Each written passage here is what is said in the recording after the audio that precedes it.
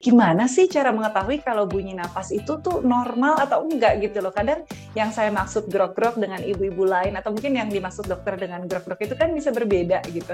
Ada beberapa suara napas yang harus kita waspadai.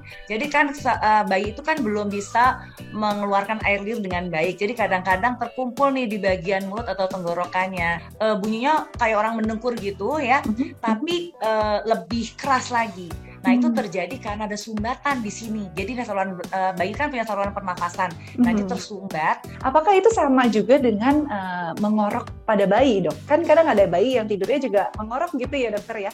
Apakah ini hal yang sama atau sebetulnya berbeda sih, Dok? Jadi kalau kita lihat napasnya bunyi melengking, udah gitu dia kayak napasnya susah. Kemudian kita hitung kok lebih dari 50 nih misalnya. Nah, itu artinya tandanya si kecil sesak.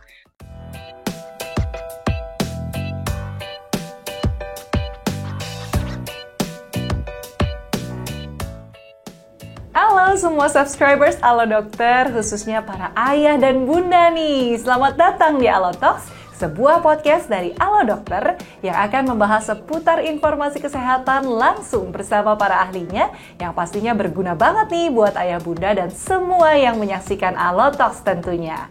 Perkenalkan, saya Lauren Evelyn yang akan memandu jalani Alo Talks episode kali ini.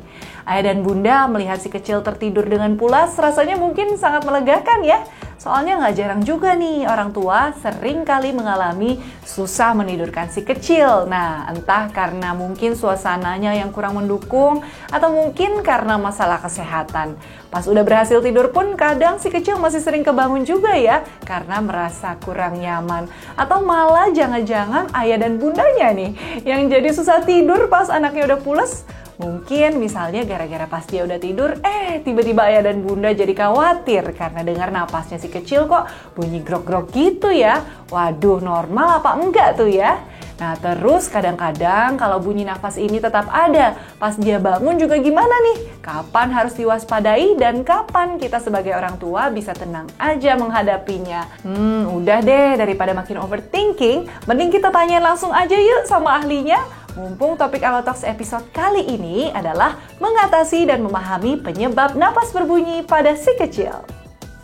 Yap, seperti biasa saya nggak akan sendirian di Alo Talks. Dan kali ini sudah ada Dr. Attila Dewanti, spesialis anak konsultan di sini. Halo dokter, apa kabar? Halo Mbak Loren, kabar baik dong. Senang banget deh bisa diundang untuk ngobrol bareng Alo Dokter. Aduh, sebuah kehormatan nih untuk kita bisa bergabung ya, dokter, bersama-sama dengan pembahasan kita hari ini. Gimana nih dok, di penghujung tahun ini kan lagi musim hujan ya, di rumah sakit lagi banyak nggak sih anak yang kurang sehat gitu? Anak saya batuk pilek terus nih soalnya. Iya, bener banget. Itu sesuai pertanyaannya sama jawabannya. Emang lagi banyak banget yang batuk pilek, Loren. Jadi cuaca kita kayak tahu aja ya bulan Desember gini kan emang lagi nggak bagus cuacanya ya. Lihat aja kadang-kadang hujan, kadang-kadang terik. Jadi anak-anak mudah terpapar oleh batuk pilek. Jadi jangan lupa jaga kesehatan ya bunda di rumah.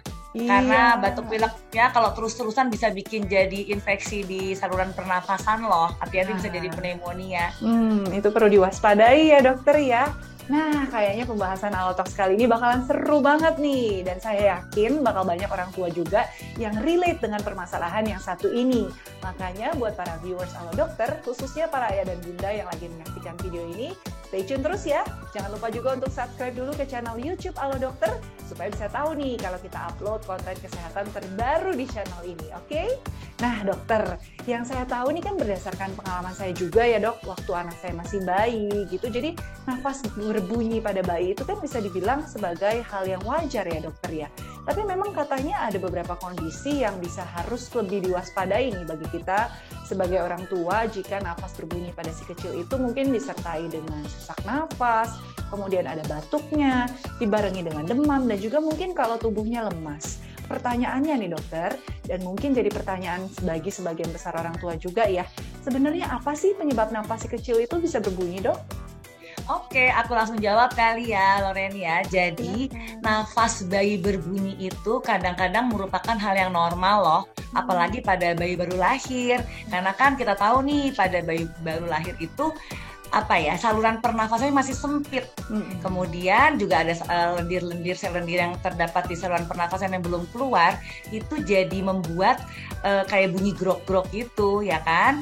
Nah, sebetulnya masih aman, tetapi biasanya ayah bunda, apalagi bunda yang baru pertama kali mempunyai bayi, suka deg-degan. Ini suara apa nih? Serem deh, takut dia sesak gitu kan? Nah, jadi sebetulnya perhatikan aja pola nafasnya ya. Jadi kalau dia bernafasnya nyaman, tapi walaupun grok-grok, tapi dia bisa tidur nyenyak, kemudian kita susui, dia masih bisa menetek dengan baik, insya Allah sih nggak apa-apa. Jadi aku ulang lagi, jadi bunyi nafas itu bisa disebabkan karena saluran pernafasan bayi yang masih sempit dan bayi belum bisa batuk, atau dia bisa mengeluarkan lendir seperti orang dewasa. Sehingga hal-hal tersebut itu membuat lendirnya nggak bisa keluar dan mudah terjebak dalam hidungnya, aliran udara terhambat, maka keluar deh bunyi-bunyi yang grok-grok tersebut. Oke dokter, nah tapi gimana sih cara mengetahui kalau bunyi napas itu tuh normal atau enggak gitu loh. Kadang yang saya maksud grok-grok dengan ibu-ibu lain atau mungkin yang dimaksud dokter dengan grok-grok itu kan bisa berbeda gitu. Mungkin boleh nggak sih dok dijelaskan seperti apa bedanya dan kemudian kondisi seperti apa nih yang perlu diwaspadai? Oke, jadi sebetulnya kita harus mengetahui dulu suara yang normal kayak apa, suara yang nggak normal kayak apa ya. Jadi coba aku jelasin yang suara normal dulu yang gampang nih. Jadi kalau si bayi kita tidur dengan nyaman, tapi terus keluar suara siulan, ada tuh gitu, suka gitu kan, itu suka bikin deg-degan juga ya.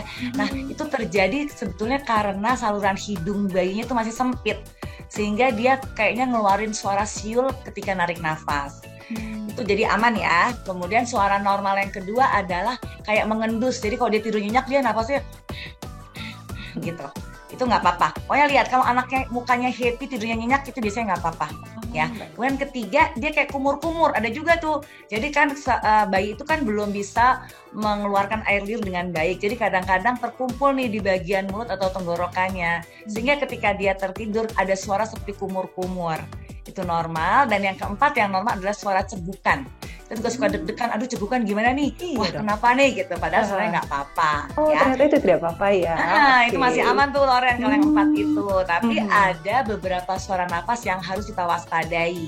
Pertama yang suka orang tua khawatir dan memang benar harus diwaspadai adalah kalau dia napasnya itu mendengkur. Jadi kalau bahasa kedokteran dia namanya stridor. Jadi stridor itu napasnya tuh bunyinya kayak orang mendengkur gitu ya, tapi lebih keras lagi. Nah itu terjadi karena ada sumbatan di sini. Jadi saluran bayi kan punya saluran pernapasan.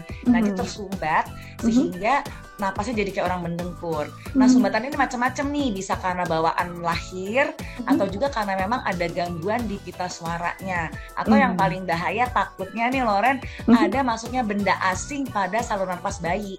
Itu juga membuat suara seperti stridor. Yang kedua adalah bunyi suara mengi. Jadi suara tuh kayak melengking gitu, nada tinggi, tapi disertai anaknya sesak atau anaknya lemes, terus batuk-batuk mulu gitu. Terus kalau kita lihat dia tuh kayak ada usaha napas gitu, kayak tarik napas yang nafasnya sampai angkat dada gitu. Usaha. Kalau kita kan napas biasa kan biasa ya gitu. Tapi kalau dia udah yang tengah-tengah udah yang gitu. Terus hidungnya, perhatikan hidungnya nih Loren. Hidung tuh bisa menjadi penanda. Jadi dia tuh kayak kembang kempis. Jadi kalau kayak ikan yang bergelepar-gelepar itu kan insangnya kan kayak maju mundur gitu kan. Seperti itu ya. Jadi itu namanya pernafasan cuping hidung. Nah, kemudian perhatikan juga laju nafasnya. Jadi kita bisa menghitung nih. Jadi pada bayi normal biasanya sih antara 20 sampai 30 maksimal. Biasanya 20-25 ya. Dalam 1 menit ya dokter ya? 1 menit. Jadi kita hitung aja, kita ambil timer hitung 1 menit. Kalau dia nafasnya nyaman gitu, nggak ada tarikan usaha nafas yang berlebihan, terus nggak ada nafas cuping hidung, kemudian dia cuma 20-25, oke, berarti dia aman. Tapi kalau kita lihat nafasnya bunyi melengking, udah gitu dia kayak nafasnya susah, kemudian kita hitung kok lebih dari 50 nih misalnya. Nah itu artinya tandanya si kecil sesak. Berarti ada sesuatu tuh. Mungkin memang dia ada suatu penyakit, mungkin yang udah tadi saya sebut namanya pneumonia. Jadi pneumonia lagi banyak nih ya bunda di rumah. Jadi dia tuh anaknya panas tinggi, batuk, terus nafasnya sesak. Gitu. Nah itu hati-hati tuh. Biasanya dimulai dengan batuk pilek awal. Oke, jadi tadi 2 gejala terakhir yang dokter sebutkan itu adalah tanda si kecil perlu dibawa ke fasilitas kesehatan gitu ya dokter ya? Ya, benar Loren. Jadi segera kalau memang ada tanda-tanda yang dua itu, apalagi kalau anaknya udah kayak sesek, terus lama-lama kalau habis sesek nih, kalau nggak kita cermati dia bisa jadi pucet. Terus kemudian dia lemes, nah itu udah nggak bisa tunggu lagi. Langsung segera ke rumah sakit atau ke klinik, pokoknya ke tenaga kesehatan terdekat. Oke, bisa jadi saturasi oksigennya juga sudah berkurang ya dokter ya? Betul, nah bagus nih Loren. Jadi sekarang kan zaman COVID, jadi biasanya orang-orang di rumah udah punya saturasi ya. Oh dulu kan nggak ada tuh, jadi ukur aja nih Bun di rumah. Biasanya kalau udah kayak gitu, kalau kita ukur biasanya pasti udah di bawah 90 tuh saturasinya. Yang normal kan di atas 95%. Jadi kalau udah di bawah 95 pada bayi nggak boleh tuh 93, 90 tuh nggak boleh. Pokoknya 95 ke atas. Kalau udah mulai 90, 89, wah berarti ada sesuatu yang memang harus diwaspadai, segera ke tenaga kesehatan yang terdekat ya. Baik, jangan ditunda-tunda ya. Oke, nah ini tadi menarik juga nih dokter yang sempat dokter sebutkan tentang seperti bunyi mendengkur. Apakah itu sama juga dengan mengorok pada bayi dok? Kan kadang ada bayi yang tidurnya juga mengorok gitu ya dokter ya. Apakah ini hal yang sama atau sebetulnya berbeda sih dok? Beda. Jadi kalau ngorok nih lain lagi. Kalau ngorok itu sebenarnya sesuatu yang normal, tapi justru membuat ayah bunda cemas, ya kan? Karena dia punya krok. Iya, betul. Gitu. Nah, jadi sebetulnya ngorok pada bayi ini disebabkan oleh saluran pernafasan bayi yang masih sempit juga. Karena pokoknya kita ingat nih, bayi baru lahir itu memang masih sempit aja saluran nafasnya. Kemudian ada banyak lendirnya, sehingga menghasilkan getaran suara pada jaringan pernafasan yang disebut dengkuran atau ngorok. Nah ini biasanya sering banget dialami pada bayi-bayi yang baru lahir, biasanya di awal-awal minggu pertama kelahirannya.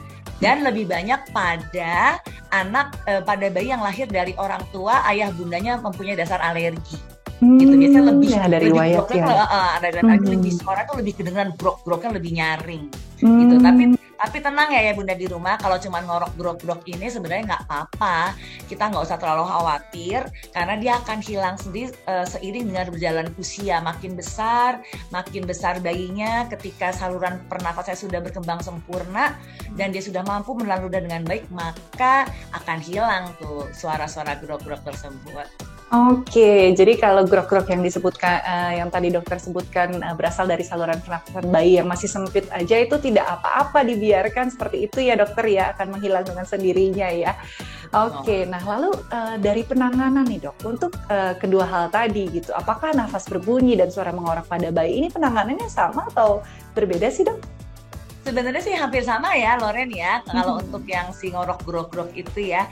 Jadi pertama, perhatikan udara di sekitar bayi kita ya, jaga kebersihan dan lihat kelembapan udaranya ya. Kalau perlu memang kita bisa menggunakan alat humidifier, tapi kalau nggak apa-apa. Yang penting nih jangan ada paparan asap rokok. Jadi kadang-kadang nih kita nggak sengaja kita yang memberikan paparan asap rokok. Jadi untuk ayah bunda yang masih merokok nih di rumah, berhenti dulu kalau baru punya bayi ya, karena sangat mengganggu loh, itu sangat mengganggu banget. Dan banyak banget penelitian yang menyatakan ternyata asap rokok tuh nggak bagus untuk bayi gitu. Nah kemudian juga kalau misalnya tinggalnya di pinggiran jalan besar nih, kadang-kadang kan ada kendaraan motor itu kan suka ngeluarin asap polusi juga ya. Polusi juga, atau juga kalau misalnya tinggalnya di daerah yang ada juga suka bakar sampah ya, Loren ya, itu jangan juga loh. Sampah, asap dari pembakaran sampah itu sangat mengganggu bayi. Juga parfum, kita pengen wangi tapi ya pilih parfum yang jangan terlalu wanginya menyengat ya, karena itu juga ada anak. Bener. Jadi kalau untuk anak-anak yang alergi itu parfum itu yang menyengat itu, yang terlalu wangi juga bisa membuat dia nggak nyaman gitu. Bisa memicu juga ya dokter ya. Memicu, betul, salah satu pemicunya. Nah sesudah keadaan sekitarnya dia bersih, lingkungan udaranya dia, kemudian jangan lupa berikan ASI. ASI ini udah paling terbaik, nggak ada duanya, karena di ASI itu mengandung banyak zat kekebalan atau disebut imunoglobulin ya. Ada imunoglobulin A, E, pokoknya semuanya ada di sana. Dia fungsinya adalah untuk menjaga kekebalan tubuh si kecil supaya aman, tercegah dari kuman-kuman di sekitarnya. Ya, jadi jangan lupa berikan ASI ya. Kemudian yang ketiga nih, posisi tidur juga penting nih. Kadang-kadang posisi tidur bikin bayinya tertekuk Nah dia juga jadi bunyi karena dia tertekuk, jadi kan saluran nafasnya tertekan ya. Nah jadi dia juga menimbulkan bunyi-bunyi yang mengerikan gitu loh. Padahal sebenarnya kalau diposisiin bener mah nggak apa-apa. Ubah aja gitu ya. ya. Tapi hati-hati di bawah 2 bulan juga bisa terjadi SIDS ya. SIDS itu sudden infant death syndrome. Jadi biasanya tuh orang tua nggak sengaja anaknya tengkurap, nggak diperhatikan, terus dia kan kalau anak masih baru lahir kan dia belum bisa angkat kepala nih, Loren. Jadi dia langsung nyungsep gitu, terus nggak bisa napas, ketutupan mungkin spray atau bantal gitu. Jadi hati-hati. Posisi tidur harus telentang posisi ya. tidur. Kemudian yang keempat, kalau memang dia nggak bisa napas banget karena tertutup lendir, boleh loh kita keluarin lendir itu dengan alat khusus menghisap lendir pada bayi ya. Atau juga kalau untuk membantu mengencerkan dahak atau lendirnya, Bunda juga bisa nih meneteskan beberapa tetes larutan salin atau kalau disebutnya NaCl ya, air garam steril ya. Untuk sebelum mengeluarkan lendirnya si kecil itu. Atau juga boleh nih pakai uap dari air hangat untuk ngeluarin lendirnya juga boleh. Nah kalau udah gitu nih Loren, kalau udah yakin nih ya, oke deh, yakin pernafasannya udah lebih baik. Nah ada satu lagi nih untuk bikin si kecil lebih nyaman, kita boleh loh kasih oles-oles di dada sama di punggungnya dengan olesan balsam khusus bayi. Dia ini bisa membantu nih menghangatkan tubuh si kecil dan membuat dia merasa lebih nyaman. Karena kan dari aroma balsam itu kan biasanya ada chamomile extract dan eucalyptus oil, itu bisa membantu melegakan hidung tersebut pada si kecil. Kan itu yang suka bikin napasnya jadi berbunyi. Oke. Nah, saya juga termasuk aliran yang suka mengoleskan balsam nih, Dok. Karena kan itu enak ya kalau diusap-usapkan di dada anak gitu. Tentunya dengan sentuhan kasih sayang ibu itu juga jadi menyamankan si kecil tentunya. Tapi ada sesuatu yang menghangatkan gitu untuk anak. Pastinya itu membuat tidur anak lebih nyenyak, dan juga mungkin kalau ada sedikit masalah pernafasan itu bisa meredakan gitu ya, Dokter ya. Iya, ada satu lagi nih, Loren. Jadi sambil kita kan tadi bundanya nih yang ngoles-ngoles itu juga bikin bonding loh, karena sentuhan kulit bunda, tangan bunda ke dada si kecil itu juga membuat dia lebih nyaman. Jadi ada efek tambahan juga bonding buat si kecil. Iya tuh. Jadi anaknya juga ini ya lebih merasa intim dengan si ibu, seperti itu ya, Dokter ya. Betul. Nah, tadi yang menarik juga dokter sempat bahas tentang balsam gitu ya, dan balsam khusus bayi tentunya gitu, karena kan kalau misalnya balsam dewasa mungkin terlalu pedas, terlalu panas gitu untuk anak-anak. Nah, kalau untuk bayi, tadi kan dokter juga sempat mention tentang kandungan alaminya nih ya, tadi ada chamomile, kemudian eucalyptus gitu.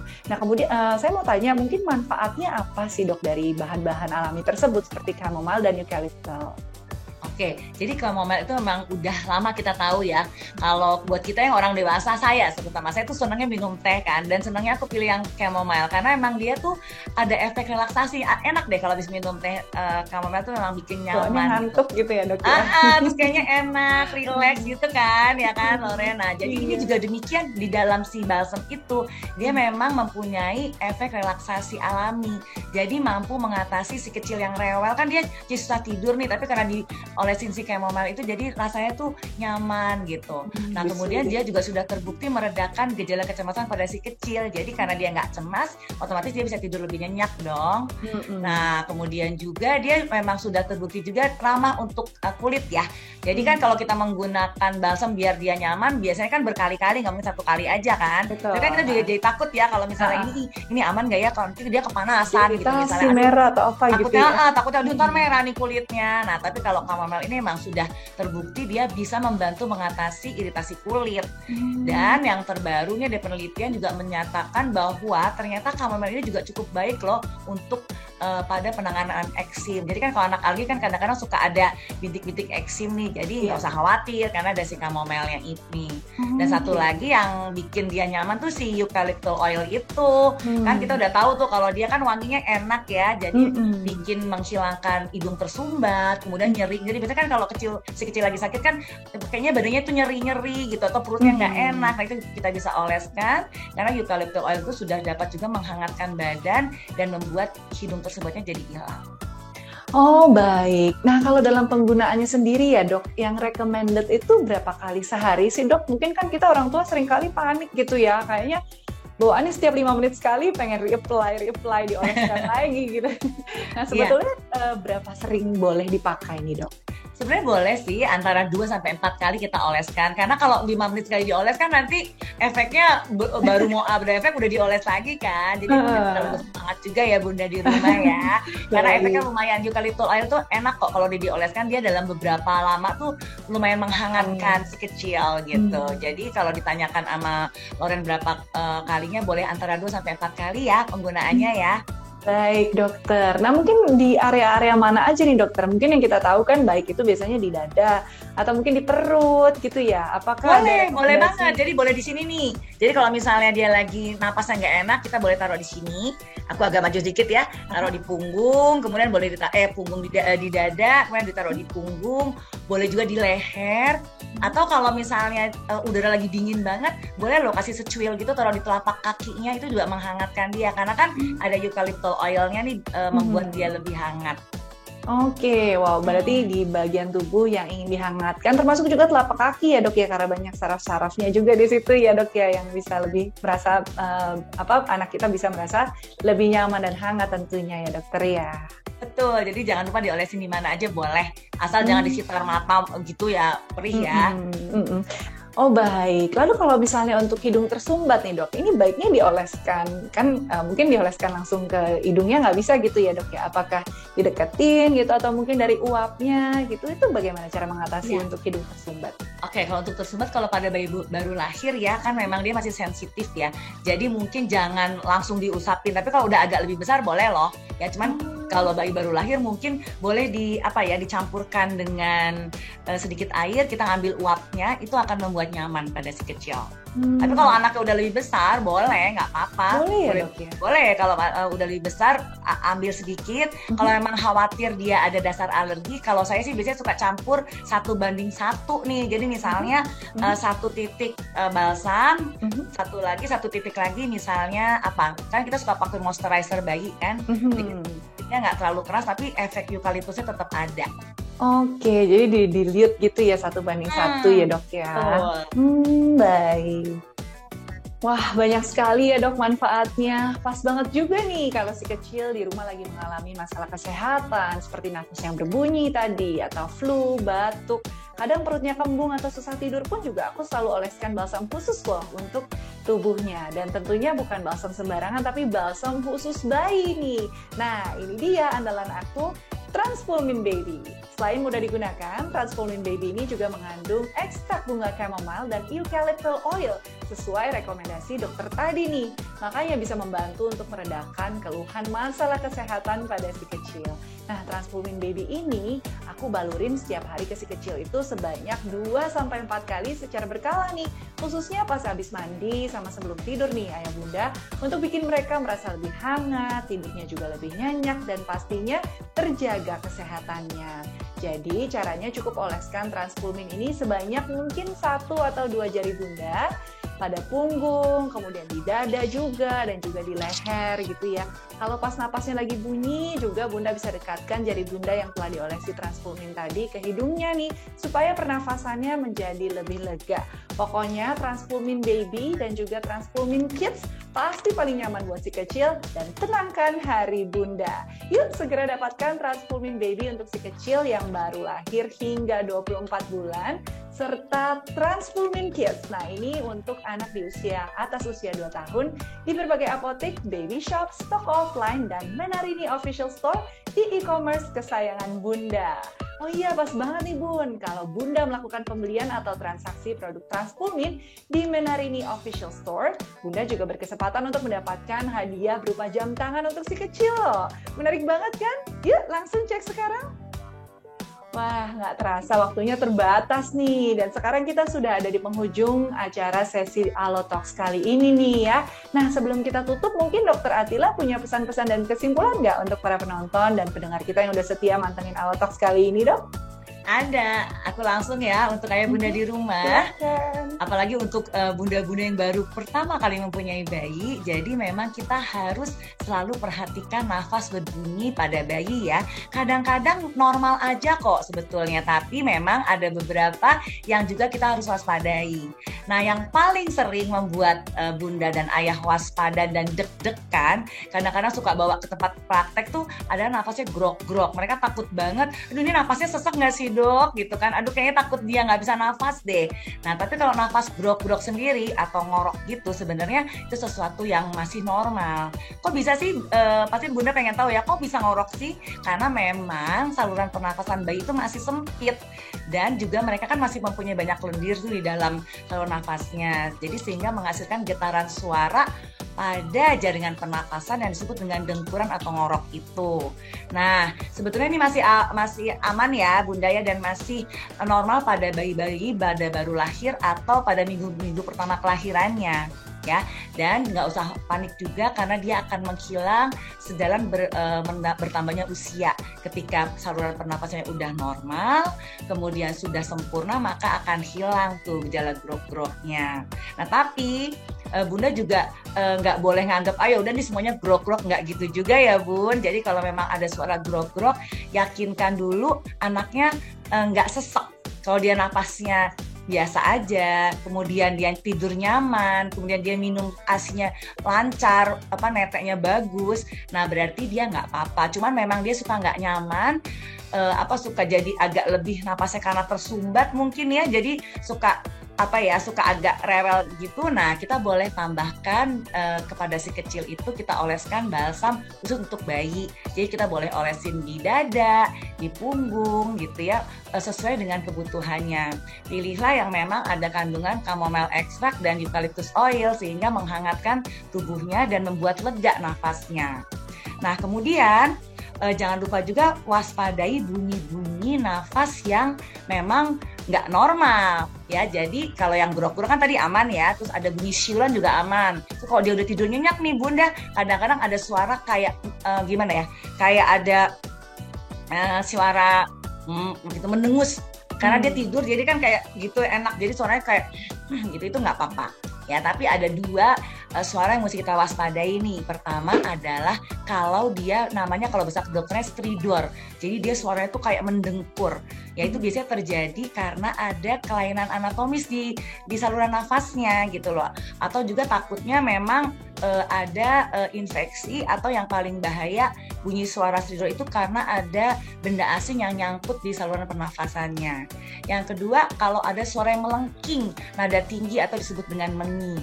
Nah kalau suara mengi itu disertai dengan anaknya batuk-batuk terus, kemudian dia sulit bernafas, kemudian kelihatannya dia terengah-engah, sesak, pernafasannya lebih dari 40 kali per menit, dan kemudian dia lama-lama jadi pucat. Nah itu hati-hati. Kalau ada dua tanda tersebut, segera ya Bunda bawa ke tenaga kesehatan yang terdekat. Kalau emang udah punya, tadi kan Loren bilang kalau udah punya oximetry gimana? Itu lebih baik lagi, lebih baik kalau emang udah gitu. Kalau Bunda deg-degan ini normal apa enggak, ukur aja pakai oximetry. Kalau di atas 95 insya Allah aman, tapi kalau di bawah 95 ya itu pertanda kita harus waspada dan harus segera ke tempat pelayanan kesehatan yang terdekat. Begitu. Oke, wow, dari bermanfaat sekali nih memang informasinya dokter. Tadi juga diajarin ya, salah satu indikatornya adalah juga dengan menghitung jumlah nafas pada bayi gitu ya. Kalau sudah lebih dari 40 itu berarti memang ada sesak nafas, dan itu perlu penanganan lebih lanjut. Tapi tidak semua grok-grok itu ternyata membahayakan ya dokter ya. Jadi memang episode Allotalks kali ini yaitu tentang mengatasi dan memahami penyebab nafas berbunyi pada si kecil ini, tentunya menambah ilmu banget nih buat para orang tua. Nah kalau gitu sepertinya kita sudah sampai di penghujung acara kita pada hari ini. Terima kasih banyak Dokter Atila sekali lagi ya atas ilmunya yang sangat bermanfaat, dan juga sudah bersedia sharing bersama saya hari ini dokter. Semoga bermanfaat buat kita semua ya. Makasih kembali Loren, senang banget ikutan di sini. Terima kasih dokter. Terima kasih sudah menyaksikan podcast kali ini. Sampai jumpa lagi di Allotalks episode berikutnya ya. Jangan lupa untuk like, share, komen, dan subscribe channel YouTube Allo Dokter. Saya Loren Evelyn pamit undur diri. Bye Bunda, hidup sehat bersama Allo Dokter.